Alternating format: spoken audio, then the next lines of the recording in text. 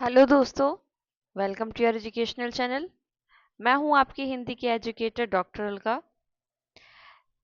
जैसा कि आपको पता है कि एमपी टेट की जो वर्ग एक की परीक्षा है वो दिसंबर में आयोजित होने वाली है और हम आशा करते हैं कि आपने इस विषय को लेकर अपने मन मस्तिष्क में एक प्लान बनाया होगा कि हमें इस रूप में स्टडी करनी है, चाहे वो पेपर 1 के लिए हो चाहे पेपर 2 के लिए हो। अगर आप पेपर 2 की तैयारी कर रहे हो और आपको कोई भी समस्या जाती है आपके स्टडी मटेरियल में या फिर आपके एजुकेशन के प्रक्रिया में जाती है कि आपको कैसे पढ़ना है, तो आप हमसे कांटेक्ट कर सकते हैं। हमसे जितनी भी आपके लिए हेल्प हो पाएगी हम ज़रूर आपकी हेल्प करने की कोशिश करेंगे। आज हमारी एक बहुत छोटी सी कोशिश है उन स्टूडेंट्स के लिए जो बेस से स्टार्ट करना चाहते हैं, यानी कि बिल्कुल शुरू से स्टार्ट करना चाहते हैं।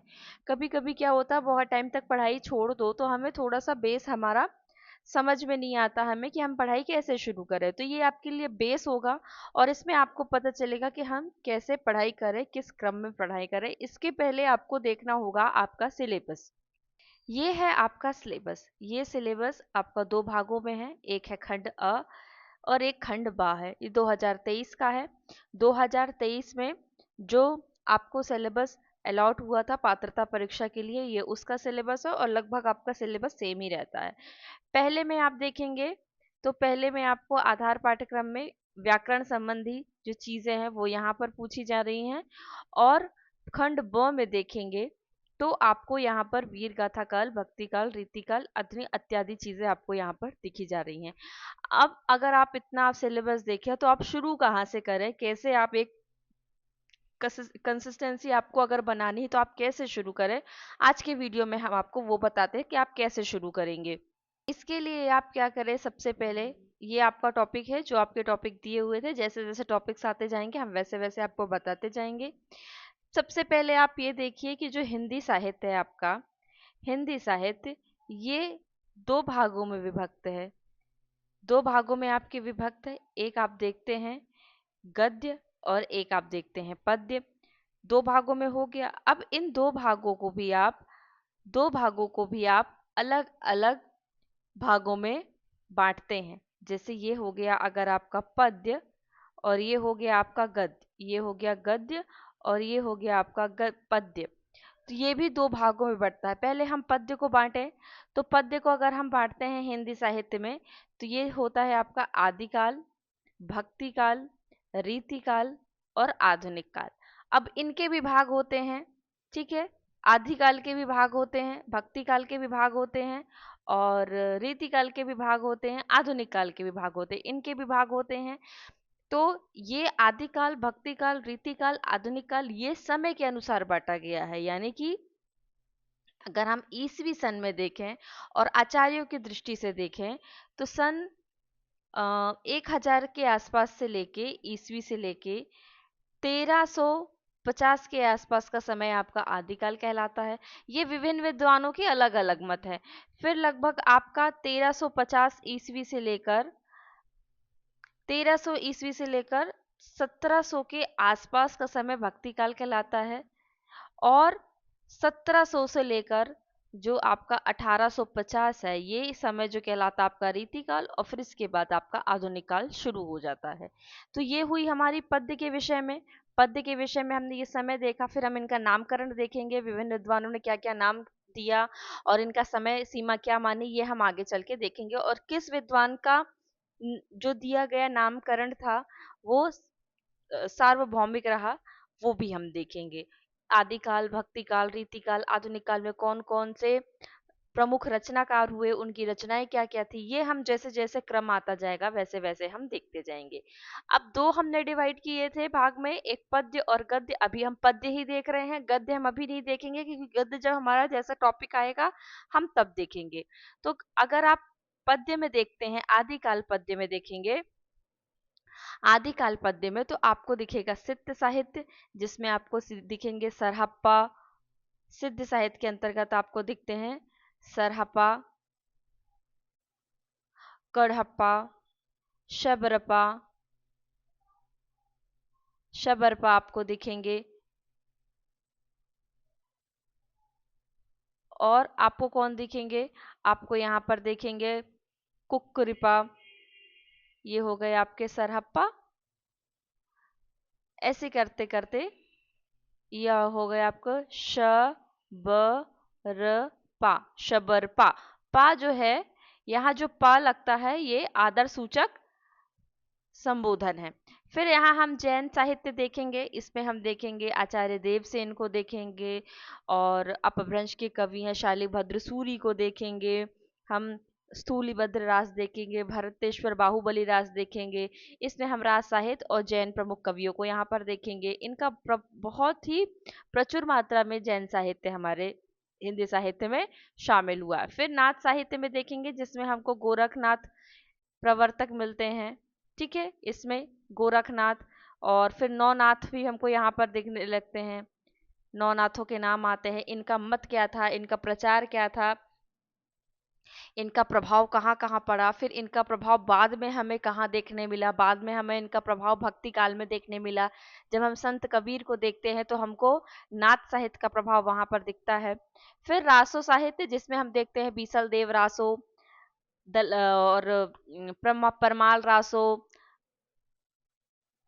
चंद बरदाई का हम देखते हैं पृथ्वीराज रासो। ऐसे करते हुए हम बहुत सारे रासो साहित्य से यहाँ पर देखते हैं, और इनकी जो विशेषताएं होती हैं वो भी हम इसी के अंतर्गत देखेंगे। लौकिक साहित्य में हमारे आ जाते हैं रचनाकार बहुत प्रमुख अमीर खुसरो, विद्यापति, विद्यापति ठीक है, राउरवेल, रोड़ा कवि की, और भी अनेक लौकिक साहित्य आदिकाल में आते हैं। इन सब का अपना अपना महत्व है अपनी अपनी दृष्टि में, जो कि हमारे हिंदी साहित्य में बहुत ही इम्पोर्टेंट रहता है। इसलिए हमको यहाँ पर इनके बारे में पढ़ना है। और इनका प्रभाव फिर बाद में कहाँ पड़ा, क्यों हम इनको आज पढ़ रहे हैं, इनका प्रभाव बाद में कहाँ पड़ा। जैसे कि अगर आप रासो साहित्य देखें, इसका अगर हम आज भी देखें, इसमें एक आता है आपका परमाल रासो। जो परमार जो वंश थे उस समय का लिखा गया था। इसके रचनाकार जो थे वो थे जगनिक कवि।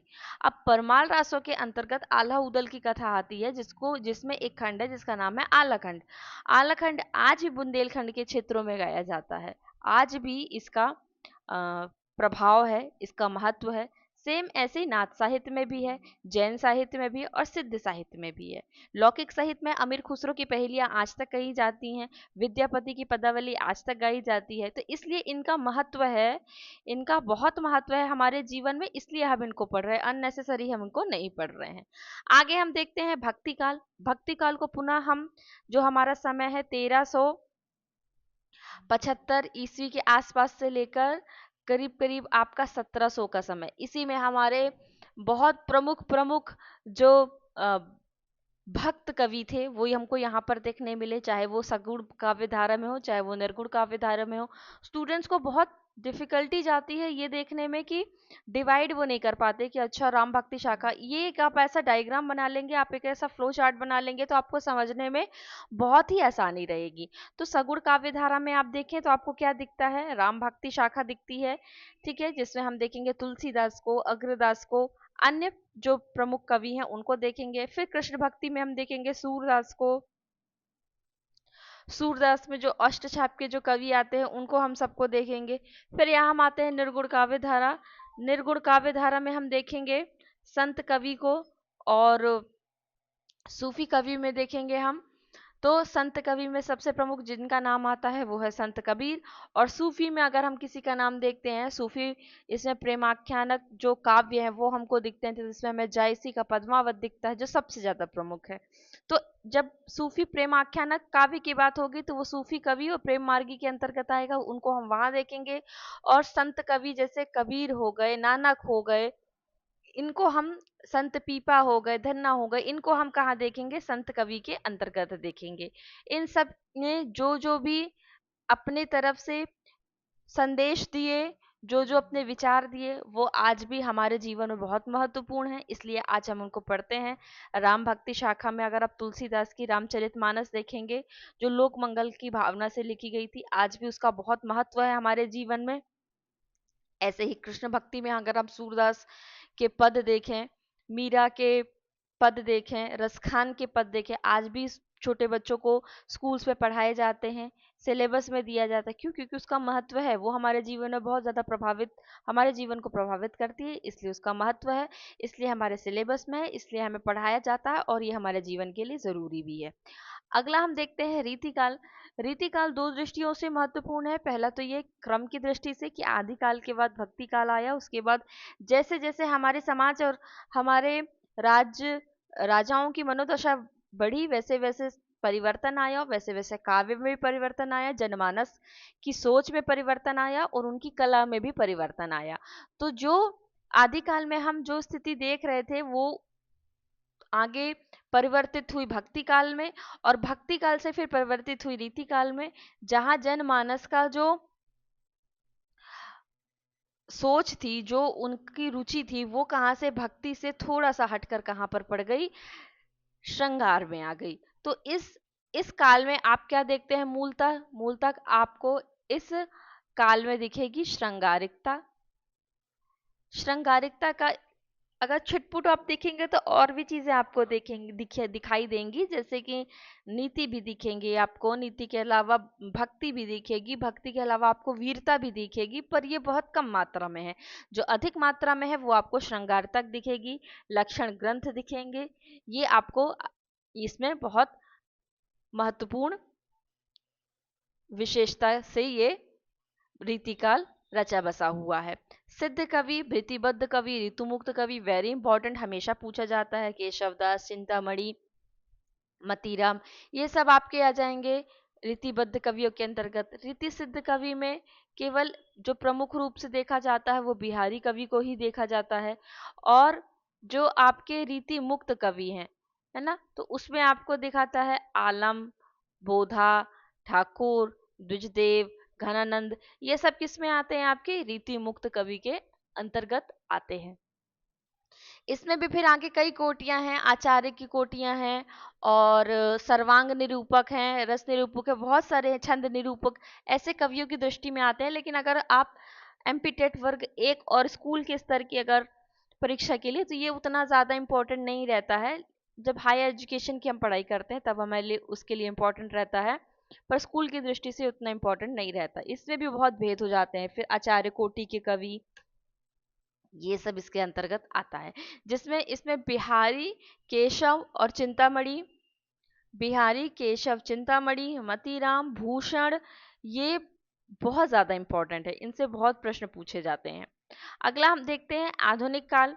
आधुनिक काल में हम देखते हैं सन 1850 के बाद जब भारतेंदु का आगमन हुआ, तो वहीं से शुरू होता है भारतेंदु युग, फिर द्विवेदी युग, यानी महावीर प्रसाद द्विवेदी के नाम पर द्विवेदी युग पड़ा।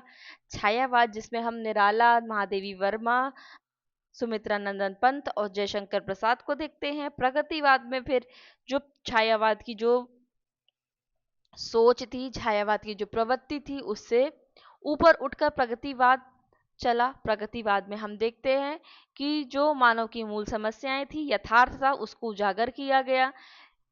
एक जैसे जैसे ये क्रम चलता है वैसे वैसे ही जो सोच है, जो परिवर्तन है, वैसे वैसे चलता जाता है। फिर ऐसे प्रयोगवाद में होता है। प्रयोगवाद के बाद फिर हालावाद, नकेनवाद, नई कविता, समकालीन कविता, कविता, नवगीत, साठोत्तरी, और इसके बाद भी बहुत सारी चीजें कविता के अंतर्गत आती हैं, जिसमें कई कई प्रवर्तक हुए इनके, जिसमें हमको मिलते हैं आकविता, सहज कविता, सरल कविता, और इनके प्रवर्तक थे। लेकिन ये बहुत इंपॉर्टेंट नहीं है, जो बहुत बहुत इंपॉर्टेंट होंगे वो जैसे जैसे आते जाएंगे वैसे वैसे आपको बताया जाएगा।